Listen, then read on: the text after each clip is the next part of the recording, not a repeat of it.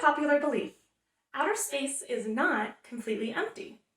It's a forbidding place full of damaging dust particles, ions, electromagnetic radiation, and more. Earth's surface is protected from this harsh environment, thanks to its thick atmosphere.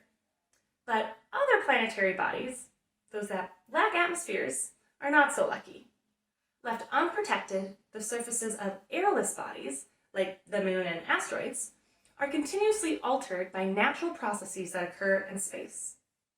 Planetary scientists call this alteration phenomenon space weathering. Bombardment by solar wind ions is one of the dominant space weathering processes that operates in our solar system. The sun releases streams of high-velocity charged particles that consist mostly of hydrogen and helium. And these ions can travel up to a speed of around 1 million miles per hour. That's over 6,000 times the wind speed of a Category 5 hurricane. And when these high-energy ions impact the surface of an airless body, they change the nanoscale chemical and physical properties of its soils. Now you may be wondering, well, why do we care about nanoscale changes? Well, although they are very small, nanoscale chemical and physical modifications to a soil can cause a very big problem for NASA space missions. They obscure the true bulk composition of a planetary surface, which can make it very difficult for missions to answer all of their scientific objectives. So in order to maximize the scientific return of missions visiting airless bodies, we must understand how space weathering processes, like the solar wind, alter a surface. And that's where my research comes in.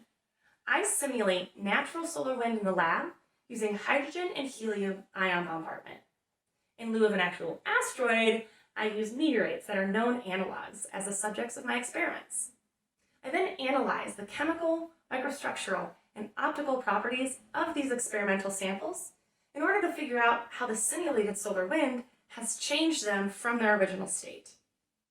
Now, I am particularly interested in space weathering of a very special type of asteroid, one that contains abundant organic material. Now, these asteroids may contain the molecular precursors to life on Earth, making it crucial that we understand how space weathering alters their organic-rich surfaces. My results suggest that space weathering operates differently on organic-rich asteroids compared to other asteroid compositions that we see in our solar system. Now, these findings will help scientists better interpret data obtained from both ongoing and future missions visiting organic-rich asteroids, and will help us better understand not only the compositional makeup of these bodies, but also the potential origins of life on Earth. Thank you.